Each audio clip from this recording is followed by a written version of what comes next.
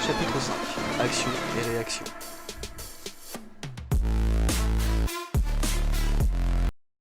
Après un bon repas partagé avec ma mère, je pars dans ma chambre, me reposer. Demain sera une grosse journée qui s'annonce pour moi. Je vais devoir retourner en cours pour finir ma deuxième année. Heureusement, mes camarades de classe m'ont transmis mes cours afin que je n'accumule pas trop de retard durant mon hospitalisation. En attendant, je m'allonge dans mon lit et réfléchis sur la journée de demain. La joie et la peur commencent à s'emparer de moi.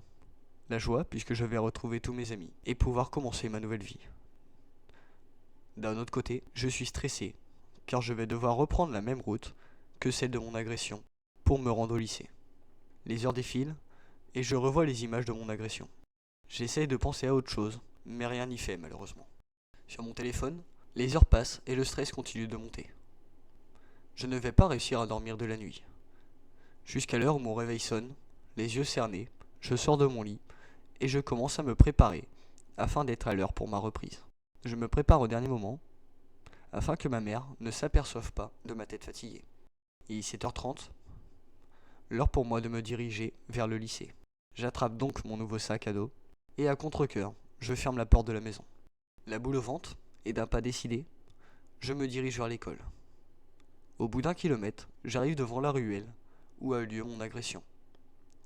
Je m'arrête brusquement, comme paralysé par la peur. Dans ma tête, je me refais la scène de mon agression. Sur le coup de l'émotion, je fonds en larmes.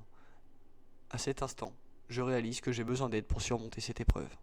Tout tremblant, j'arrive à prendre mon téléphone de ma poche et je me décide d'appeler une amie fidèle. Je commence à faire défiler le nom de mes contacts, puis je m'arrête sur le numéro de Lucinie. Après quelques secondes d'hésitation, je la contacte avec une voix troublée. Bonjour Lucinie, comment vas-tu? Cela m'embête de te demander ça, mais j'ai besoin de ton aide, si tu veux bien. Salut Evans, je vais bien et toi? Dis-moi ce que je peux faire pour toi.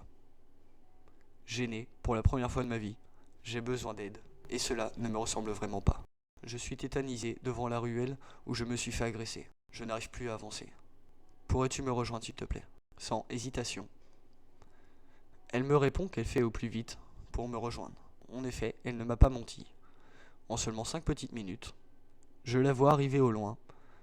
Grâce à son arrivée, j'arrive enfin à me détendre et à continuer de marcher jusqu'au lycée. Sa présence m'a enlevé toutes mes peurs en quelques secondes. Nous profitons du trajet pour discuter de tout et de rien, et cela me fait le plus grand bien. J'arrive devant le portail du lycée. Je retrouve tous mes amis qui prennent aussitôt de mes nouvelles.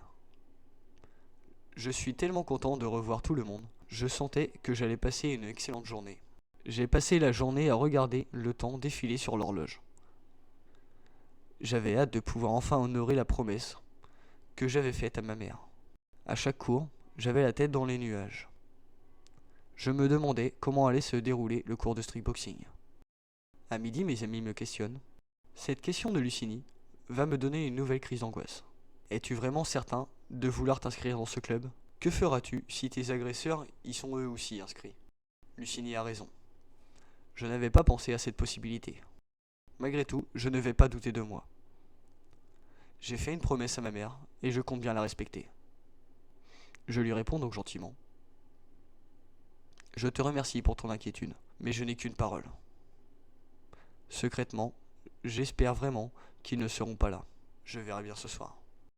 Lucinie pose délicatement sa main sur la mienne et me dit « Quoi qu'il arrive, tu sais très bien que tu pourras toujours compter sur nous pour te soutenir et croire en toi.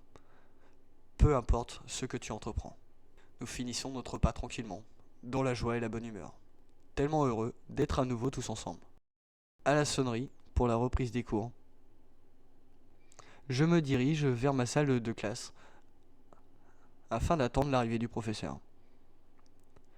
Pendant cette attente, un camarade vient vers moi pour me dire qu'il avait entendu parler de mon inscription dans son club, où il s'entraîne déjà.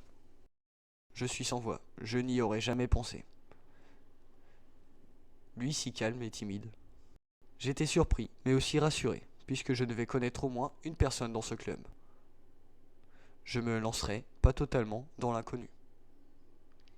La journée se déroule sans problème, et l'heure de la sonnerie de fin de journée retentit enfin. Le moment tant attendu depuis ce matin n'a jamais été aussi près. Je prends mon sac à dos et sors pour la toute première fois le premier de l'établissement. Au loin, j'aperçois Lucinie qui m'attend devant le portail. Je décide donc de la rejoindre. Une fois arrivée à son niveau, elle me demande: voici le moment que tu attendais depuis ce matin. Je t'ai attendu pour savoir si tu souhaitais que je t'accompagne. Je suis surpris de sa proposition, mais en même temps tellement touché.